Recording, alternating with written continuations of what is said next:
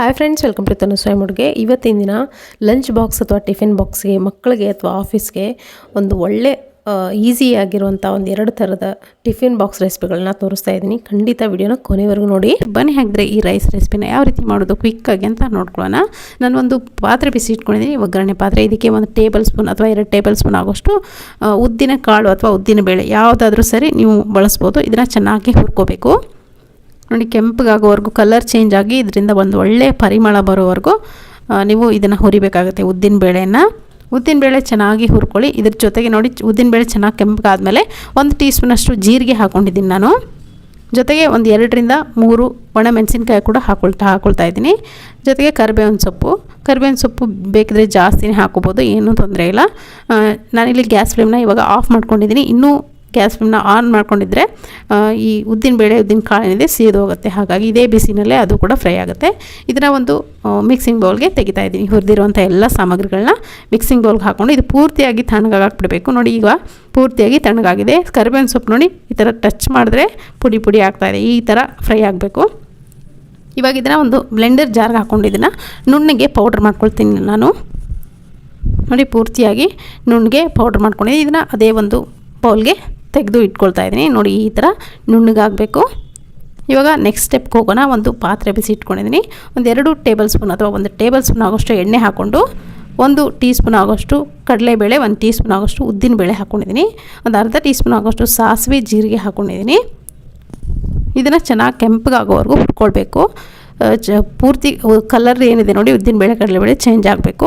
Medium flame ಇಟ್ಕೊಂಡು ಹುರ್ಕೊಳ್ಳಿ, ಸೀದೋಗುವಂಥ chance ಇರುತ್ತೆ. ಒಣಮೆಣಸಿನ್ಕಾಯಿಗೆ ಕರಿಬೇವಿನ ಸೊಪ್ಪು ಹಾಕ್ಕೊಂಡಿದ್ದೀನಿ. 1 ಚಿಕ್ಕ ಗಾತ್ರದ ಈರುಳ್ಳಿನ ಸಣ್ಣದಾಗಿ ಕಟ್ ಮಾಡ್ಕೊಂಡು ಹಾಕ್ಕೊಂಡಿದ್ದೀನಿ.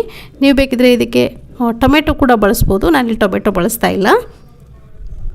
ಸ್ವಲ್ಪ ಉಪ್ಪನ್ನು ಸೇರಿಸ್ಕೊಂಡು ಫ್ರೈ ಮಾಡಿದ್ರೆ ಈರುಳ್ಳಿ ಬೇಗನೆ ಫ್ರೈ ಆಗುತ್ತೆ. ಹಾಗಾಗಿ ಸ್ವಲ್ಪ ಉಪ್ಪನ್ನು ಸೇರಿಸ್ಕೊಂಡಿದ್ದೀನಿ. ರುಚಿಗೆ ಎಷ್ಟು ಬೇಕೋ ಅಷ್ಟು ಉಪ್ಪನ್ನು ನೀವು ಇವಾಗಲೇ ಸೇರಿಸ್ಕೊಂಡ್ರೆ ಆಯಿತು. ಇವಾಗ ನೋಡಿ, ನಾನಿಲ್ಲಿ ರೈಸನ್ನು ರೆಡಿ ಮಾಡಿ ಇಟ್ಕೊಂಡಿದ್ದೀನಿ. ಮಾರ್ನಿಂಗ್ ಲಂಚ್ ಬಾಕ್ಸ್, ಟಿಫಿನ್ ಬಾಕ್ಸ್ಗೆ ದಿಢೀರಾಗಿ ಮಾಡುವಂಥ ರೆಸಿಪಿಗಳನ್ನ ತೋರಿಸಿ ಅಂತ ಕಾಮೆಂಟ್ಸ್ನಲ್ಲಿ ಯಾವಾಗವಾಗ ಕೇಳ್ತಿರ್ತೀರ. ಸೊ ಅಂಥವ್ರಿಗೆ ಇದು ಒಂದು ಒಳ್ಳೆಯ ರೆಸಿಪಿ. ನೋಡಿ, ರೈಸನ್ನು ಹಾಕ್ಕೊಂಡು ಚೆನ್ನಾಗಿ ಮಿಕ್ಸ್ ಮಾಡ್ಕೊಳ್ತಾ ಇದ್ದೀನಿ. ಇದಕ್ಕೆ ನೀವು ಬೇಕಿದ್ರೆ ಇಲ್ಲಿ ಅರಿಶಿನ ಪುಡಿಯನ್ನು ಕೂಡ ಕಲರ್ಗೋಸ್ಕರ ಸೇರಿಸ್ಕೋಬೋದು. ನಾನಿಲ್ಲಿ ಅರಿಶಿನ ಪುಡಿ ಹಾಕ್ತಾಯಿಲ್ಲ, ಸ್ಕಿಪ್ ಮಾಡಿದ್ದೀನಿ. ಚೆನ್ನಾಗಿ ಮಿಕ್ಸ್ ಮಾಡ್ಕೊಂಡು ಆದಮೇಲೆ ನಾವು ಆವಾಗಲೇ ಮಾಡಿಟ್ಕೊಂಡಂಥ ಪೌಡ್ರ್ ಏನಿದೆ ನೋಡಿ, ಇದು ಉದ್ದಿನಬೇಳೆ ಮಸಾಲೆ ಪೌಡ್ರು, ಇದನ್ನು ಹಾಕ್ಕೊಳ್ತಾ ಇದ್ದೀನಿ. ಒಂದು 2 ಟೇಬಲ್ ಸ್ಪೂನ್ ಆಗೋಷ್ಟು ಹಾಕ್ಕೊಂಡ್ರೆ ಸಾಗುತ್ತೆ. ಆ ಪೌಡ್ರ್ ಏನಿದೆ ನೋಡಿ, ನೀವು ಸ್ಟೋರ್ ಮಾಡಿ ಒಂದು 8 ಜಾರಲ್ಲಿ ಹಾಕ್ಕೊಂಡು ಸ್ಟೋರ್ ಮಾಡಿ ಇಟ್ಕೋಬೋದು. ಅದನ್ನು ಯಾವಾಗ ಬೇಕೋ ಆವಾಗ ನಿಮಗೆ ಈ ಉದ್ದಿನಬೇಳೆ ಅನ್ನಕ್ಕೆ ಕಲಿಸ್ಕೊಂಡು ನೀವು ಸರ್ವ್ ಮಾಡ್ಬೋದು. ತುಂಬ ಚೆನ್ನಾಗಿರುತ್ತೆ ಉದ್ದಿನಬೇಳೆ ಅನ್ನ. ಟೇಸ್ಟ್ ಅಂತೂ ತುಂಬ ಚೆನ್ನಾಗಿರುತ್ತೆ. ಖಂಡಿತ ಒಂದ್ಸರಿ ಟ್ರೈ ಮಾಡಿ. ಇದನ್ನು ಹೇಗಿತ್ತು ಅಂತ ಕಾಮೆಂಟ್ ಮುಖಾಂತರ ತಿಳಿಸಿ. ಲಂಚ್ ಬಾಕ್ಸ್ಗೆ ಒಂದು ಒಳ್ಳೆ ರೆಸಿಪಿ. ಕೊನೆಯದಾಗಿ ಸ್ವಲ್ಪ ಕೊತ್ತಂಬರಿ ಸೊಪ್ಪನ್ನು ಹಾಕ್ಕೊಂಡು ಒಂದು ಅರ್ಧದಷ್ಟು ನಿಂಬೆಹಣ್ಣನ್ನು ಹಾಕ್ಕೊಳ್ತಾ ಇದ್ದೀನಿ. ಸೊ ನಿಂಬೆಹಣ್ಣು ಹಾಕ್ಕೊಂಡು ಕ್ಲೀನಾಗಿ ಮಿಕ್ಸ್ ಮಾಡಿಕೊಂಡ್ರೆ ಆಯಿತು. ನಿಂಬೆಹಣ್ಣು ಬದಲಿಗೆ ನೀವು ಮಿಕ್ಸರ್ ಜಾರ್ಗೆ ಹುಣಸೆಹಣ್ಣನ್ನು ಕೂಡ ರುಬ್ಕೊಳ್ಬೋದು. ಅದನ್ನು ಸ್ಟೋರ್ ಮಾಡೋಕ್ಕಾಗಲ್ಲ, ಹಾಗಾಗಿ ರುಬ್ಕೊಂಡಿಲ್ಲ ನಾನು. ನೋಡಿ, ಲಂಚ್ ಬಾಕ್ಸ್ಗೆ ಈ ಥರ ರೈಸನ್ನು ಮಾಡಿದ್ರೆ ನಿಮಗೆ ಮಾರ್ನಿಂಗ್ ಈಸಿಯಾಗಿ ನೀವು ಮಾಡ್ಬೋದು ಬೇಗನೆ. ಸೊ ನಾನು ಕೂಡ ಇಲ್ಲಿ ಲಂಚ್ ಬಾಕ್ಸ್ಗೋಸ್ಕರನೇ ಇದನ್ನು ಪ್ರಿಪೇರ್ ಮಾಡಿ ನಿಮಗೆ ತೋರಿಸ್ತಾ ಇದ್ದೀನಿ. ಖಂಡಿತ ಈ ರೆಸಿಪಿನ ನೀವು ಕೂಡ ಟ್ರೈ ಮಾಡಲೇಬೇಕು. ಟ್ರೈ ಮಾಡಿ ಹೇಗಿತ್ತು ಅಂತ ಅಭಿಪ್ರಾಯ ತಿಳಿಸಿ. ಇವತ್ತಿನ ಈ ರೆಸಿಪಿ ಇಷ್ಟ ಆಗಿದ್ರೆ ಒಂದು ಲೈಕ್ ಮಾಡೋದನ್ನು ಮರಿಬೇಡಿ. ಸೊ ಬನ್ನಿ ಹಾಗಿದ್ರೆ ಇದೇ ಥರದ ಇನ್ನೊಂದು ರೆಸಿಪಿ ಮಾಡೋದು ನೋಡೋಣ.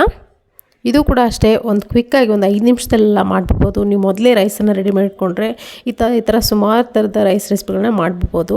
ಬನ್ನಿ ಹಾಗಿದ್ರೆ ಇದನ್ನು ಹೇಗೆ ಮಾಡೋದು ಅಂತ ಶುರು ಮಾಡೋಣ. ನಾನು ಒಂದು ಕಡಾಯಿ ಬಿಸಿ ಇಟ್ಕೊಂಡಿದ್ದೀನಿ. ಇದಕ್ಕೆ ಒಂದು 2 ಟೇಬಲ್ ಸ್ಪೂನ್ ಆಗೋಷ್ಟು ಎಣ್ಣೆಯನ್ನು ಹಾಕ್ಕೊಂಡಿದ್ದೀನಿ. ಎಣ್ಣೆ ಚೆನ್ನಾಗಿ ಕಾಯ್ದಾದ್ಮೇಲೆ 1 ಟೇಬಲ್ ಸ್ಪೂನ್ ಆಗೋಷ್ಟು ಶೇಂಗಾ ಬೀಜವನ್ನು ಹಾಕ್ಕೊಳ್ತಾ ಇದ್ದೀನಿ. ಶೇಂಗಾನ ಚೆನ್ನಾಗಿ ಫ್ರೈ ಮಾಡ್ಕೊಳ್ಳಿ. ಪೂರ್ತಿಯಾಗಿ ಕಲರ್ ಚೇಂಜ್ ಆಗಬೇಕು, ಕ್ರಿಸ್ಪಿ ಆಗೋವರೆಗೂ ಫ್ರೈ ಮಾಡ್ಕೊಳ್ಳಿ. ಇದು ನೋಡಿ, ಅರ್ಧದಷ್ಟು ಶೇಂಗಾ ಫ್ರೈ ಆಗಿದೆ ಅನ್ನೋವಾಗ 1 ಗೆಡ್ಡೆ ಬೆಳ್ಳುಳ್ಳಿನ ನಾನು ಈ ಥರ ಸಿಪ್ಪೆ ತೆಗೆದು ಇಟ್ಕೊಂಡಿದ್ದೀನಿ. ನಾನಲ್ಲಿ ಜಜ್ಜಿ ಹಾಕ್ಕೊಳ್ತಾ ಇಲ್ಲ, ಜಸ್ಟ್ ಸಿಪ್ಪೆ ತೆಗೆದು 2 ಸ್ಲೈಸ್ ಮಾಡಿ ಹಾಕ್ಕೊಂಡಿದ್ದೀನಿ ಬೆಳ್ಳುಳ್ಳಿನ. ಇವಾಗ ಬೆಳ್ಳುಳ್ಳಿ ನೋಡಿ ಸ್ವಲ್ಪ ಕಲರ್ ಚೇಂಜ್ ಆಗ್ತಿದ್ದಂಗೆ ಸ್ವಲ್ಪ ಕರಿಬೇವಿನ ಸೊಪ್ಪನ್ನು ಕೂಡ ನಾನಲ್ಲಿ ಹಾಕ್ಕೊಂಡಿದ್ದೀನಿ. ಕರಿಬೇವಿನ ಸೊಪ್ಪು ಹಾಕ್ಕೊಂಡು ಚೆನ್ನಾಗಿ ಫ್ರೈ ಮಾಡಾದಮೇಲೆ 1 ಚಿಕ್ಕ ಗಾತ್ರದ ಈರುಳ್ಳಿ ಕೂಡ ಉದ್ದುದ್ದಕ್ಕೆ ಕಟ್ ಮಾಡ್ಕೊಂಡು ಹಾಕ್ಕೊಂಡಿದ್ದೀನಿ. ತುಂಬಾ ಸಿಂಪಲ್ ರೈಸು, ತುಂಬ ಟೇಸ್ಟಿಯಾಗಿರುತ್ತೆ.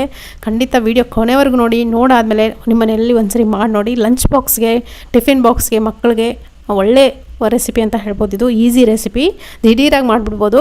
ಇದಕ್ಕೆ ನೋಡಿ, ನಾನು 1-2 ಹಸಿಮೆಣಸಿನ್ಕಾಯಿ ಕೂಡ ಈ ಥರ ಸ್ಲೈಸಾಗಿ ಕಟ್ ಮಾಡ್ಕೊಂಡು ಹಾಕ್ಕೊಂಡಿದ್ದೀನಿ. ಇದನ್ನು ಕೂಡ ಅಷ್ಟೇ ಜಸ್ಟ್ ಶಾಲೋ ಫ್ರೈ ಮಾಡಬೇಕು. ಪೂರ್ತಿ ಏನು ಬಾಡಿಸೋ ಅಗತ್ಯ ಇಲ್ಲ. ಸ್ವಲ್ಪ ಅರಿಶಿನ ಪುಡಿ ಕೂಡ ನಾನಿಲ್ಲಿ ಹಾಕೊಂಡಿದ್ದೀನಿ, ಅರ್ಧ ಟೀ ಸ್ಪೂನಷ್ಟು. ಜೊತೆಗೆ 1 ಟೀ ಸ್ಪೂನಷ್ಟು ಗರಂ ಮಸಾಲ, 1 ಟೀ ಸ್ಪೂನಷ್ಟು ಧನಿಯಾ ಪುಡಿ ಹಾಕ್ಕೊಂಡಿದ್ದೀನಿ.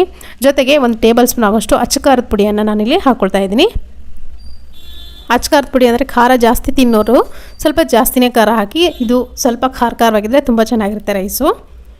ಅಚ್ಚಕಾರದ ಪುಡಿ ಹಾಕಿ ಲೋ ಫ್ಲೇಮ್ ಇಟ್ಕೊಂಡು ಸ್ವಲ್ಪ ಹೊತ್ತು ಫ್ರೈ ಮಾಡ್ಕೊಂಬಿಡಿ.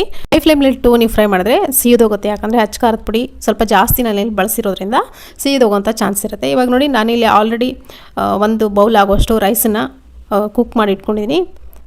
ಬಿಸಿ ಅನ್ನಕ್ಕಾದರೂ ನೀವು ಇದನ್ನು ಮಾಡ್ಕೊಳ್ಬೋದು, ಅಥವಾ ಉಳಿದಿರುವಂಥ ಅನ್ನಕ್ಕೂ ಕೂಡ ನೀವು ಇಲ್ಲಿ ಮಾಡ್ಕೊಳ್ಬೋದು.